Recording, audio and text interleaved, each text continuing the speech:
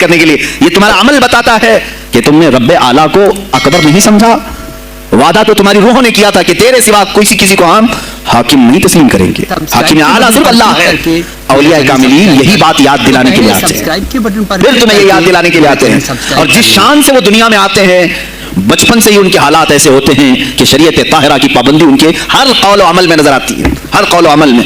اس لیے کہ ہم جس کی زمین پر ہیں اور جس کی آسمان کے نیچے ہیں, بات ہوگی تو صرف اسی کی ہوگی, بات ہوگی تو صرف اسی کی ہوگی.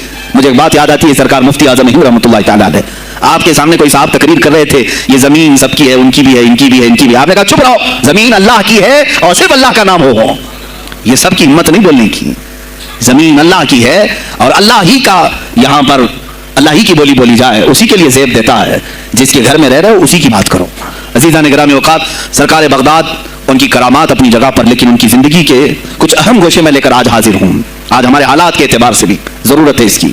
جب آپ پروان چڑھتے رہے اپنی ماں کی گود میں, بہت جلدی آپ کے والد گرامی کا انتقال ہو گیا. آپ سے خود پوچھا گیا تھا غوث پاک سے, آپ کی جوانی میں یا جب آپ کا شوہرہ بغداد میں بہت ہو گیا تب پوچھا گیا تھا آپ کو اپنے ولی ہونے کا احساس کب ہوا. غوث پاک سے ہی پوچھا گیا تھا آپ کو کب پتا چلا اللہ نے آپ کو ولایت کا یہ مقام عطا کیا. آپ فرماتے ہیں جب میں 10 سال کا تھا, مدرسے جاتا تھا, تو غیب سے ایک آواز آتی تھی, افصحوا فی المجالس لولی اللہ. غیب سے آواز آتی تھی, اے لوگوں مجلس میں جگہ چھوڑ دو, اللہ کا ولی آ رہا ہے. یہ آواز صرف میں نہیں, میرے استاد بھی سنتے, وہاں بیٹھے شاگرد بھی سنتے, اور سب کھڑے ہوتے تھے, جگہ دیتے تھے. غوث پاک فرماتے ہیں جب ہر بار مجھے یہ آواز آنے لگی تب مجھے احساس ہوا کہ اللہ تعالیٰ نے مجھے ولایت کا تاج پہنایا ہے. پھر آپ کو لہو و لعب میں, کھیل کود میں نہیں رکھا گیا. فرماتے ایک بار میں صرف ایک گائے کی پونچھ پکڑنے کی کوشش کر رہا تھا, گائے پلٹ گئی, فصیح عربی میں کہنے لگی الہذا خلقت ام بہذا امرت یا عبد القادر, اے عبد القادر کیا تجھے اسی کام کے لیے پیدا کیا گیا یا تجھے اللہ نے اس کام کا حکم دیا کہ میری پونچھ پکڑے. غوث پاک فرماتے ہیں میں چونک گیا کہ ایک جانور مجھ سے عربی میں بات کر رہا ہے. اور اس کے بعد وہ گائے خود کہنے لگی اے عبد القادر تجھے اللہ نے اپنی مخلوق کے لیے بنایا ہے, اپنے بندوں کو راہ راست پر لانے کے لیے. غوث پاک فرماتے ہیں اس کے بعد زندگی میں کبھی کھیل کود کی خواہش بھی نہیں آئی, کھیل کود کی خواہش بھی نہیں آئی, کبھی تصور بھی نہیں کیا. اور جب آپ جیلان سے نکل کر بغداد آئے, بغداد کے جو حالات تھے وہ آپ نے بہت قریب سے مشاہدہ کیا. میرے عزیزوں آج کے جو حالات ہیں نا, آج کے جو حالات میں نے پڑھا اس سے بھی زیادہ ڈینجر حالات اس زمانے کے تھے. آج لوگ حالات کی شکایت کرتے ہیں, بہت سارے علماء مولانا ہم سے کہتے ہیں حالات اب صحیح نہیں ہیں, ویسے نہیں ہے پہلے. میں تمہیں غوث پاک کے حالات بتاتا ہوں. اس وقت سیاسی حالات کیا تھے, اس وقت سیاسی حالات اتنے خطرناک ہو چکے تھے. بغداد میں شیعوں نے اپنا گڑھ جمایا تھا, یہاں تک کہ ہر عالم پر, ہر واعظ پر, ہر امام مسجد پر پابندی تھی. سیدنا ابو بکر صدیق اور حضرت عمر کا کوئی نام نہیں لے سکتا تھا, کوڑے مارے جاتے تھے. شیخین کا اگر کسی نے نام لے لیا کسی عالم نے, کوڑے مارے جاتے تھے. خلیفہ واثق باللہ تک یہ تاریخ چلی بغداد میں, اور سلطنتیں ٹوٹ چکی تھیں. سیاسی حالات اس قدر خراب ہو چکے تھے, چھوٹی چھوٹی ٹکڑیوں میں بٹ چکے تھے مسلمان.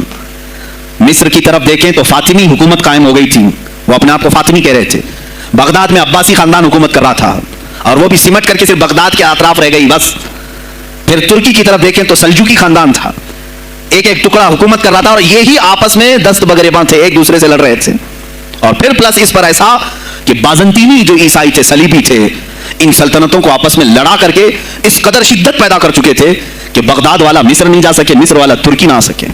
پھر ادھر بخارا, سمرقند, نیشاپور, یہ جو رشیا میں ہے آج, ازبکستان وغیرہ میں, یہاں الگ ایک سلطنت قائم تھی, اور ہند میں الگ کفرستان تھا. سب جگہ الگ الگ حالات تھے. اور مسلمانوں کے لیے اس زمانے میں ایسے حالات ہو گئے جیسے لاک ڈاؤن ابھی کا سیم. میں آپ کو بتا دوں سچویشن لاک ڈاؤن میں کیا ہوا تھا معلوم ہے؟ یہ ہمارے طلبہ دیکھیں 8 مہینے سے بیٹھے ہوئے ہیں, مدارس میں نہیں گئے, حفظ قرآن کر رہے تھے, عالم دین بن رہے تھے, مدرسے بن رہے ہیں نا, گھروں میں بیٹھے کچھ تو آوارہ گردی کر رہے ہیں. اسی طرح کالج کے بچے بھی, اسکول کے بچے بھی, سب چھوٹے ہوئے ہیں لاک ڈاؤن کی وجہ سے. سیم یہی سچویشن اس زمانے میں ہوئی. بغداد علمی مرکز تھا, کوفہ اور بصرہ علم کے مرکز تھے. آپسی رنجشوں کی وجہ سے بادشاہوں کی طلبہ ایک جگہ سے دوسری جگہ کا سفر نہیں کر سکتے تھے. بغداد کے سارے مدرسے بند پڑے ہوئے تھے کیونکہ طلبہ آ نہیں سکتے. کہاں سے آئے تم؟ مصر سے آئے, واپس جاؤ, اس سلطنت میں کیا کر رہے ہو. اس طرح کی سختیاں. یہاں تک کہ یہی زمانہ ہے جب حسن بن صباح نام کا ایک ایسا منافق جس نے اس زمانے کے بادشاہوں کو خرید لیا اور کچھ لوگوں کو نشے کا خوگر بنایا. حشیشین وغیرہ آپ نے سنا ہو, صلاح الدین ایوبی کا زمانہ ہے. غوث پاک سے صرف 4 سال بعد صلاح الدین ایوبی آئے, صرف 4 سال بعد. اس زمانے میں حسن بن صباح نے हजारों नौजवानों को नशे का आदी बना दिया था, हजारों नौजवान। और कैसा नशा, कोकेन, अफीम वगैरह सब तो लेकर के तो लोग होश में आ जाते हैं। वो ऐसा था कि उसने जो नशा दिखाया था, एक छोटे से कमरे में उनको रखता और उन्हें बताता कि ये दरख्त हैं, ये नहर है, ये महल है, ये हूर है, तो उसे वो जन्नत ही समझते थे। और फिर उस कमरे से बाहर निकालता उसको, तड़प तड़प के आदमी मर जाता कि मुझे मेरी जन्नत में वापस करो। वो जन्नत नहीं, कमरा होता था, लेकिन नशा उसे ऐसा कराया जाता था कि उस कमरे को वो जन्नत समझने लगता था। और उन नौजवानों से क्या कराया जाता था, उनको नशे का आदी बना करके बाहर निकाला जाता, उन्हें टारगेट दिया जाता, फलां मजलिस में जाओ, फलां खलीफा को कत्ल करो, फलां वजीर को मारो, फलां सिपाहियों को मारो, फलां आलिम दीन का कत्ल करो। और वो अपना टारगेट पूरा करके आते हैं, इसलिए कि उन्हें नशा चाहिए था। वो एक दिन 2 दिन से ज्यादा उस नशे के बगैर रह नहीं पाते हैं। वो अपना टारगेट करने के लिए अपनी जान भी जोखिम में डालते हैं। इस तरह के कई हमले खुलफा पर कराए हसन बिन सबा ने। और जानते हैं, मैंने आज तारीख देखी, हसन बिन सबा ने उलमाए अहले सुन्नत को उस जमाने के 40,000 उलमा को कत्ल कराया। ये वो जमाना था जब बगदाद का हाल ये था कि नशा ज्यादा हो चुका था, इल्म दीन के मराकिज बंद हो रहे थे और उलमा बोलने में हिचकिचा रहे थे, डर रहे थे। और सल्तनतें आपस में एक दूसरे से टकरा रही थी। जो खलीफा बैठता, निहायत अय्याश किस्म का खलीफा आता था। अक्सर खलीफा अय्याश आए, उनके हरीम में, उनके हरम खाने में, यानी उनके महल में 40-40 औरतें हुआ करती थी, जिनके साथ वो वती करते, जिमा करते। जबकि मुसलमान खलीफा एक बादशाह के लिए, चाहे कोई भी हो, 4 से ज्यादा की इजाजत है, 40-40 कनीजाओं के साथ वो जिंदगी गुजार रहे होते हैं। उसमें ईसाई भी होती, यहूदी भी होती, सब किस्म की होती। ये खुलफा का हाल था। तुम क्या कह रहे हो हमारे जमाने को? अरे हालात बुरे हैं, हालात बुरे हैं। अभी और मैं बताऊं कितने बुरे हालात उस जमाने में थे। उलमा को कोड़े मारे जाते थे अगर बोले। अरे शेखैन का नाम लेने पर पाबंदी बगदाद में लग गई हो, इससे बड़ा और जुल्म क्या हो सकता है? सैयदना अबू बकर सिद्दीक, हज़रत उमर का नाम लेने पर कोड़े मारने लगाए जाते। ऐसे हालात में शहंशाह बगदाद सैयदना अब्दुल कादिर जीलानी बगदाद आए हैं, जब आपकी उम्र सिर्फ 18 साल की थी। 18 साल की जवानी में आपने मुलाहिजा किया, हालात को देखा, तालीम हासिल की बड़े बड़े असातिज़ा से। आपके असातिज़ा फ़िक़्ह में अलग हैं, हदीस में अलग हैं, तफसीर में अलग हैं, इल्म कलाम में, कई उलूम व फ़नून पे आपने महारत हासिल की। उसके बाद हालात देख करके आपने क्या कहा? ये अब यहाँ से मैं हर एक आलिम दीन के लिए बशमूल मन मेरे लिए नसीहत समझता हूँ, गौर से सुन लें। गौसे पाक रज़ियल्लाहु ताला अन्हु की जिंदगी में एक मोड़ ऐसा आया, और शायद मैंने भी कभी कई मरतबा इस तरह सोचा है, मैं कंपेयर नहीं कर रहा हूँ, लेकिन सुने, हालात को देख करके गौसे पाक ने जंगल का रुख इख्तियार कर लिया। क्या लेना देना है इस दुनिया से? और आप खुद फरमाते हैं कि मेरे दिल में यह इरादा था, ना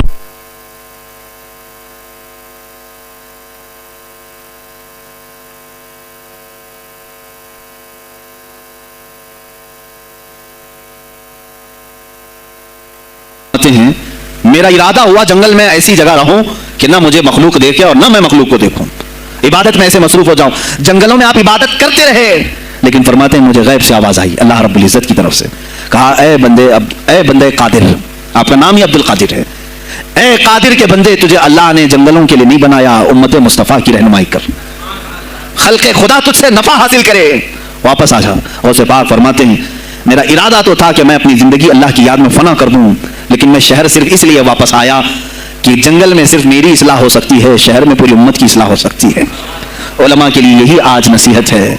तुम चाहे तो गद्दी नशीन बन जाओ, सज्जादा नशीन बन जाओ, झोली नशीन बन जाओ, जंगल नशीन बन जाओ, हो सकता है तुम्हारे अपने फायदे के लिए तुम सोच सकते हो।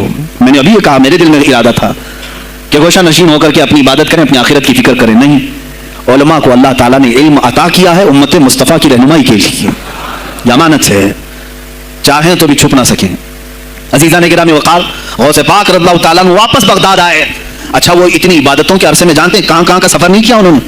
जंगलों का सफ़र, सहराओं का सफ़र, बयाबानों का सफ़र, यहाँ तक कि श्रीलंका की सरजमीन तक पहुँचे, मुल्तान तक आए।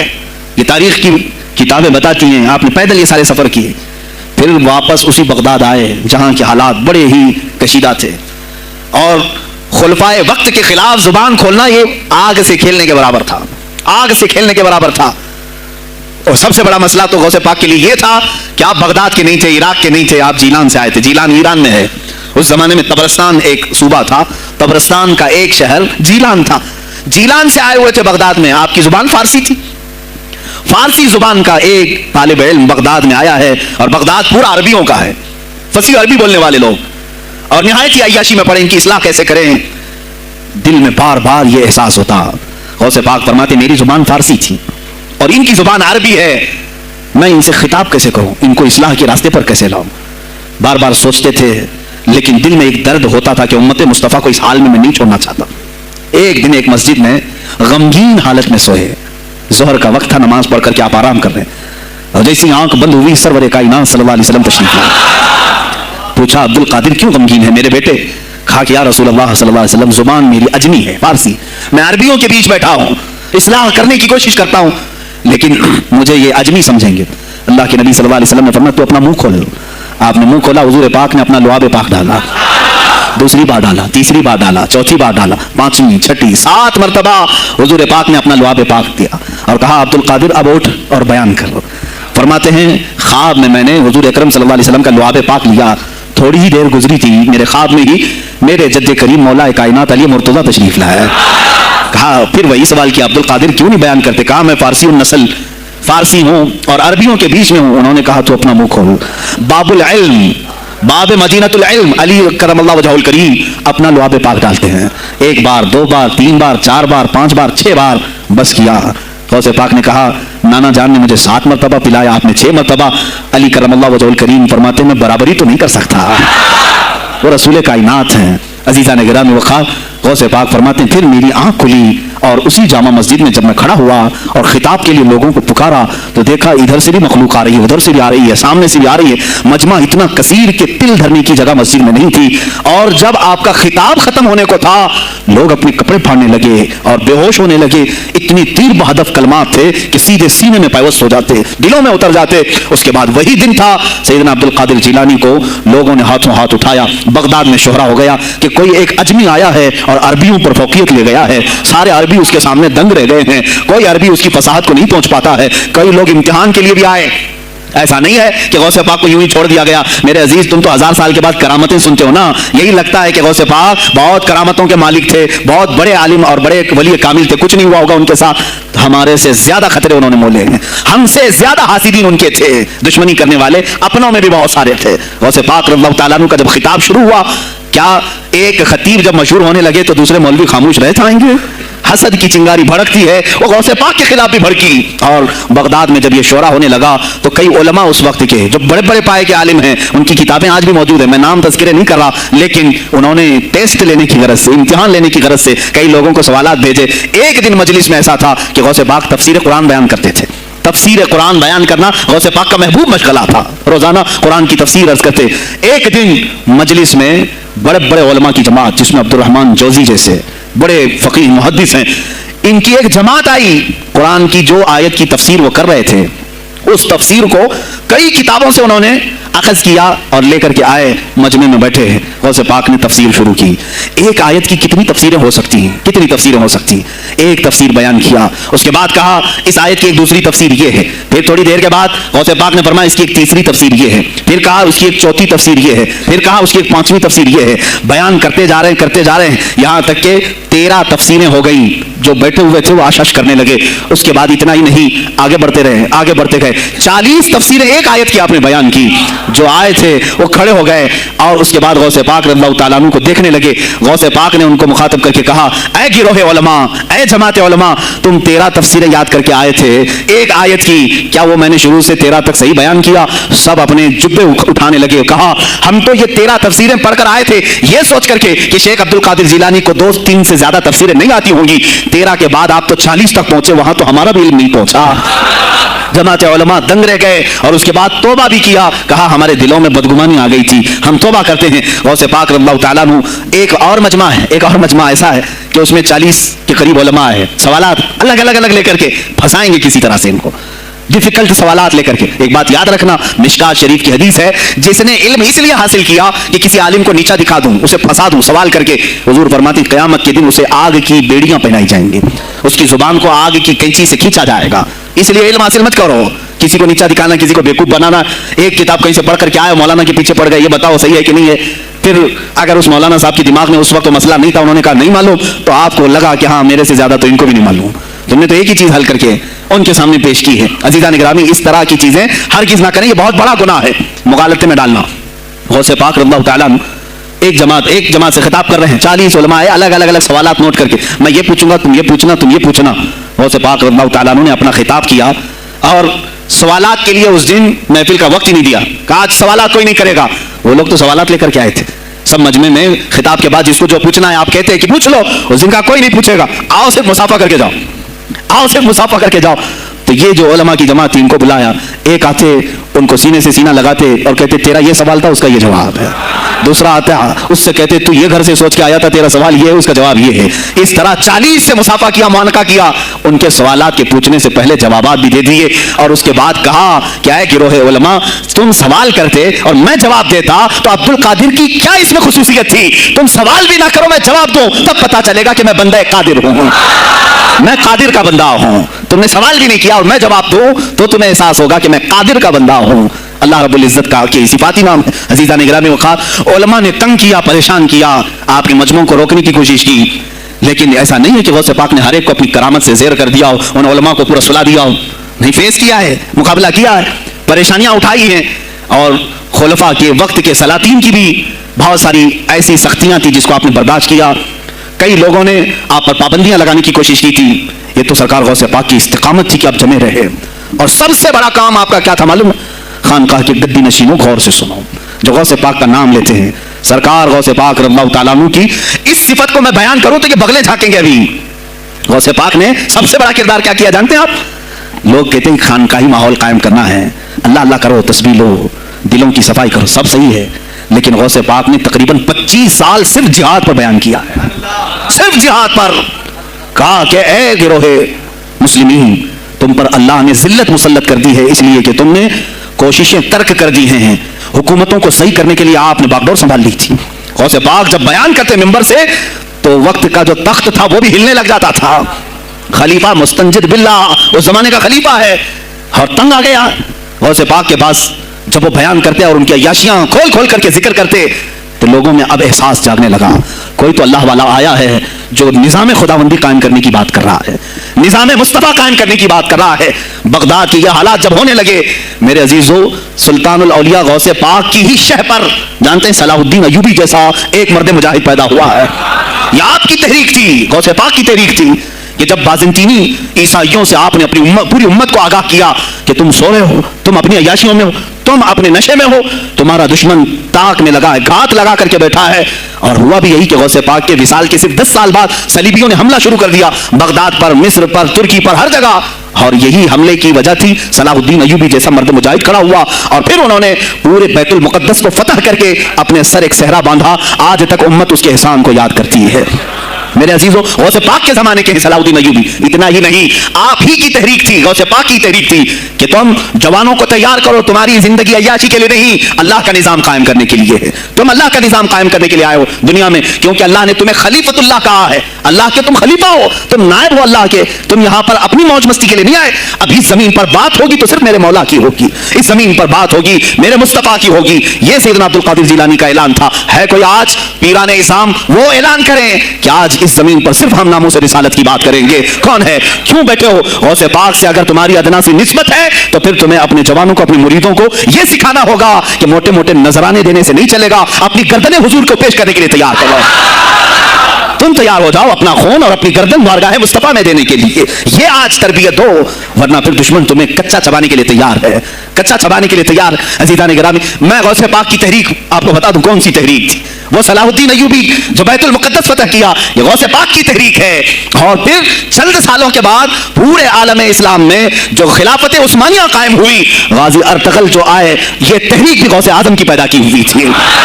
آپ نے جوانوں کو متحرک کیا تھا اور پھر امت کا وہ شعور بیدار کیا تھا جو ان میں مردہ کر چکے تھے کچھ حکومت کے کارندے. میں سمجھتا ہوں اس وقت جتنے خلفاء بیٹھے ہوئے تھے خلافتوں پر, تخت پر, جو نام کے مسلمان تھے, یا اس کو ہماری زبان میں سمجھ لو سب کانگریس کے تھے, جو منافق تھے, یعنی دکھتے تھے بس, لیکن اندر سے سب نفاق ہوتا تھا, نفاق ہوتا تھا.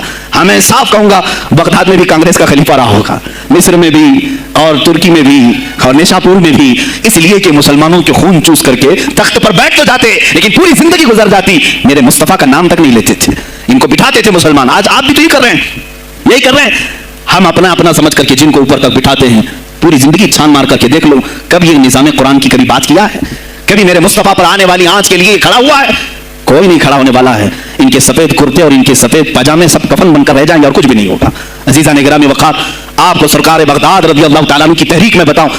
ترکی سے نکلنے والی خلافت عثمانیہ غوث اعظم کی پیدا کی ہوئی تحریک تھی. اتنا ہی نہیں، آپ کے آخری زمانے میں سرکار خواجہ غریب نواز معین الدین چشتی رضی اللہ تعالیٰ عنہ کی ملاقات بغداد میں ہوئی.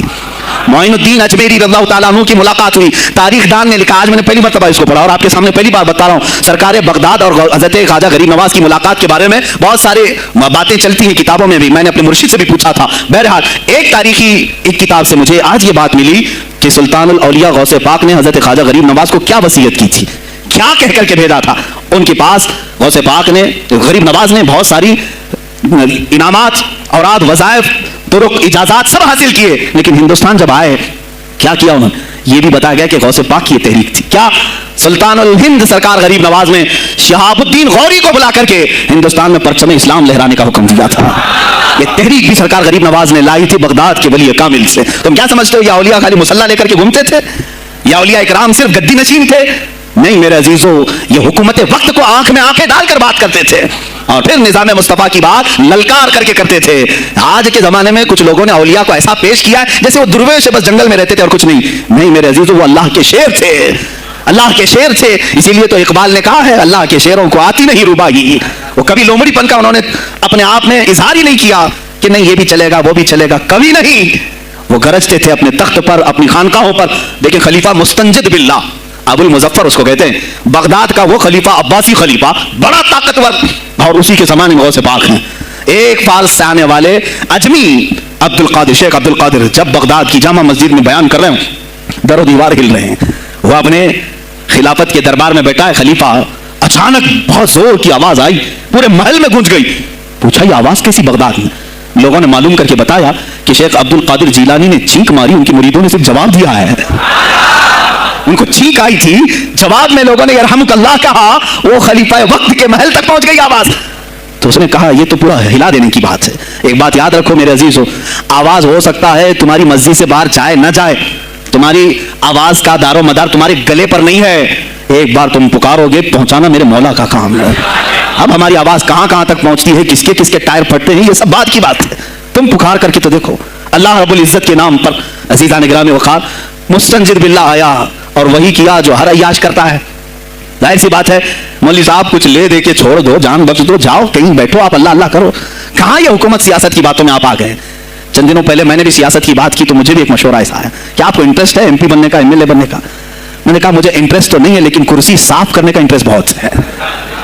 اس پر جو کچرا ہے اس کو صاف کرنے کا انٹرسٹ بہت ہے. انشاءاللہ العزیز وقت آئے گا وہ صاف ہوگی بھی. عزیزان گرامی مستنجد باللہ 10 اشرفیوں کی تھیلیاں لے کر سونے کی غوث پاک کے دربار میں آیا. آپ مریدین کے ساتھ بیٹھے، ارے وہ حال و قال کی مجلسیں ہیں. مستنجد باللہ آیا غوث پاک کی بارگاہ میں، کہا کہ حضور آپ قبول کر لیں، نذرانہ ہے. آپ نے کہا تو رکھ لے اپنا نذرانہ، تو اپنے پاس رکھ لے. کہا کہ ہدیہ قبول کرنا سنت ہے، آپ سنت کے خلاف کرتے ہیں. غوث پاک نے کہا لا ایک تھیلی لیا اور اپنے بغل میں دبا کر کے اس کو نچوڑنا شروع کیا تو اس سے خون ٹپکنے لگا. خون اتنا ٹپکنے لگا تو حاضرین مجلس دم بخود رہ گئے. خلیفہ مستنجد باللہ بھی دیکھ رہا تھا. غوث پاک نے فرمایا ابھی تو یہ ایک تھیلی ہے، میں 10 کو نچوڑوں گا تو یہ خون تیرے دربار تک پہنچ جائے گا، تیرے دربار تک پہنچ جائے گا. تو مجھے وہ اشرفیاں دینے آیا ہے جو تو نے غریبوں کے مال کو چوس کر کے حاصل کیا، تو مجھے خریدنے کے لیے آیا ہے. اگر مجھے تیرے خاندان کی حرمت کا خیال نہ ہوتا تو میں آج پورے بغداد کی نالیوں میں اسی کا خون بہاتا. خلیفہ مستنجد باللہ بے ہوش ہو گیا اور اس کے بعد جب ہوش آیا اس نے توبہ کیا اور آپ کے ہاتھ پر بیعت بھی کیا. اب اس کے بعد وہ خلیفہ ایسا پاک ہوا، نظر غوث جو پڑھی. اب اس کے بعد دربار خلافت کے حالات کیا ہو گئے سنیں. میں آج سیاست پر بات کر رہا ہوں. اب خلیفہ مستنجد باللہ کا دل جب صاف ہوا، 8 دن کے بعد وہ حاضر آیا. کہا سلطان الاولیاء اے شیخ عبد القادر جیلانی آپ حکم فرمائیں کہاں کس طرح کا گورنر رکھنا چاہیے، گورنر کس طرح کا ہونا چاہیے. آپ نے غوث پاک نے اپنے خلفاء کو حکم دیا کہ لسٹ بنائی جائے، اسلامی سلطنت میں گورنر کون ہوگا. لسٹ بنی. کہا وہ ہوگا جس کی تہجد قضا نہیں ہوتی، وہ گورنری پر آئے گا جو سنت رسول کو ہلکا نہیں سمجھتا ہوگا، وہ گورنری پر آئے گا جس کی نمازیں کوئی قضا باقی نہ رہی ہوں، اس لیے کہ جو اللہ کا قرضہ باقی رکھے گا وہ لوگوں کا بھی مال کھا جائے گا. آپ نے لکھایا نام، خلیفہ مستنجد باللہ نے آپ کے اشارے پر گورنر پورے تبدیل کر دیے. ہر جگہ پر ایسے لوگوں کو رکھا جو سرکار غوث پاک کے یا تو مرید تھے یا خلیفہ تھے یا شاگرد تھے اور ان کے دلوں میں اللہ کا خوف تھا. اور وہ پورے بغداد اور آس پاس کی سلطنتوں کو سنبھالے ہوئے تھے. ایک وقت ایسا آیا کہ وہی چند سال پہلے جو بغداد نشے میں ڈوبا ہوا تھا، 10 سالوں کے بعد لوگ کہنے لگے کہ آج بغداد ایسا لگ رہا ہے جیسے عمر بن خطاب کا زمانہ آ گیا ہو. عمر بن خطاب کا زمانہ آیا ہو.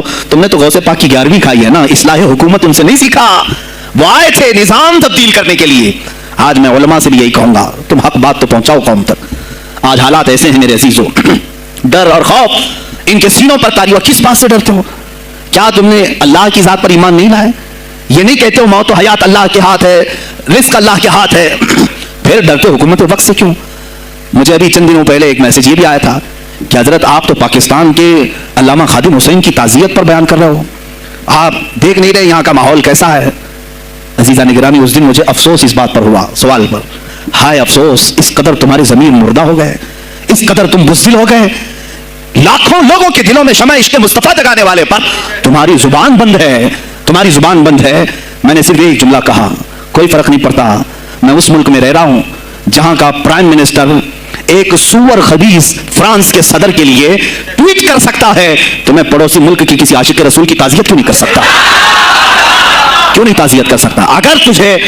اگر ہندوستان کی تخت پر بیٹھنے والے کو فرانس کے صدر سے کوئی دلی عشق ہے، محبت ہے، تم اس کی معشوقہ ہو یا محبوبہ ہو، مجھے فرق نہیں پڑتا. لیکن اتنا ضرور ہے، عاشق رسول مشرق میں ہو، شمال میں ہو، جنوب میں ہو، مغرب میں ہو، جب اس کی روح جائے گی تو ہماری بھی روح تڑپے گی.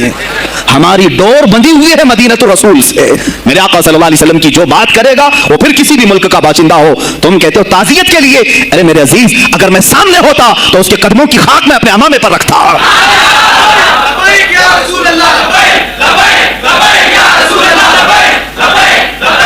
عزیزان گرامی وقار، یہ بہت خاموشی ہم نے اختیار کی، بہت خاموشی. کوئی بات نہیں، تم دیکھو گے حالات خراب ہونے کی جو شکایات آج کر رہے ہیں علماء، تم سب کے سب جاؤ گے. مجھے ابھی بچوں نے بتایا کوئی کانگریس کے لیڈر کا انتقال ہو گیا تو پیر صاحب تعزیت کے لیے باہر کھڑے ہو گئے، باہر آ گئے. ہم ان کی تعزیت کرتے ہیں. ڈوب مرو چلو بھر پانی میں، تمہاری گدی پہ ہی مر جاؤ. تمہاری زبانوں پر جب عاشق رسول کے لیے تعزیت کے الفاظ آنے میں ہچکچاہٹ آتی ہے، کون سا عشق رسول، کون سا کلمہ تم نے پڑھا ہے؟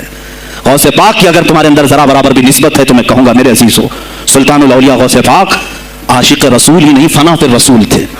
میرے نبی کی بات پر اگر کوئی انگلی بھی اٹھاتا، آپ یا تو اپنی کرامت سے اس کا منہ توڑ جواب دے دیتے. کسی عیسائی نے صرف یہ کہا تھا میرے نبی عیسیٰ افضل ہے، وہ مردوں کو زندہ کرتے تھے، آپ کو جلال آیا. کہا محمد افضل نہیں ہے اس لیے کہ وہ مردے زندہ نہیں کرتے تھے، آپ اس کا ہاتھ پکڑ کر قبرستان لے گئے. میرے نبی پر بات کرتا ہے، میں تجھے زندہ کر کے دکھاتا ہوں. اپنی کرامت سے مردے کو زندہ کر کے دکھایا. اب بول کون افضل ہے، عیسیٰ افضل ہے کہ میں افضل ہوں؟ تو نے تو عیسیٰ علیہ السلام کو مردے زندہ کرتے دیکھا تو نہیں، لیکن عبد القادر کو سامنے دیکھا.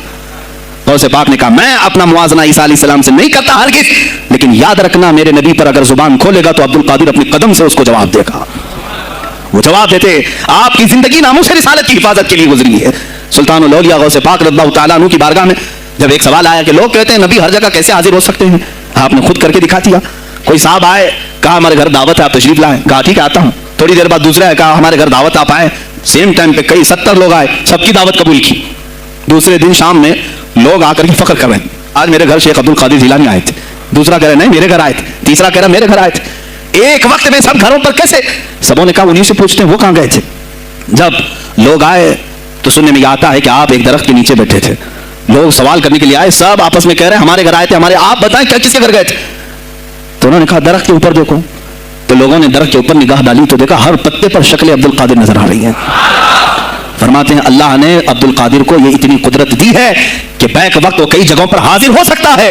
تو جب ایک غلام رسول کو اللہ نے یہ طاقت دی تو رسول مختار کو کتنی طاقت دی ہوگی. انہوں نے ناموس رسالت کو واضح کیا ہے. میرے عزیزو، اولیاء کاملین اسی لیے آتے ہیں، وہ نبی کا پرتو بن کر کے آتے ہیں. اور آج ان کے نام کی 11ویں کھا کر کے موٹے ہو رہے ہیں، بس اور کچھ نہیں. اور لوگ یہ سمجھتے ہیں نفس کو موٹا کر کے تم اپنی زبانوں میں گھی لگا چکے ہو، بولو گے تو پکڑے جاؤ گے، بولو گے تو تمہارے اوپر کیس ہو جائے گا. ہو نہیں دو. میرے عزیزو، آج تو حالات ایسے ہیں. میں رو پڑا کل جب مجھے یہ رپورٹ ملی کہ صرف ہندوستان کی سوشل میڈیا پر 25,000 پوسٹ میرے نبی کی شان میں گالیاں دی گئی ہیں. 25,000 لوگوں نے گستاخی کی ہے. تم بھی تو رات بھر انٹرنیٹ چلاتے ہو، پورا کا پورا وقت اپنے موبائل میں صرف کرتے ہو. جانا ہے تمہیں بھی میرے آقا کی بارگاہ میں، یاد رکھنا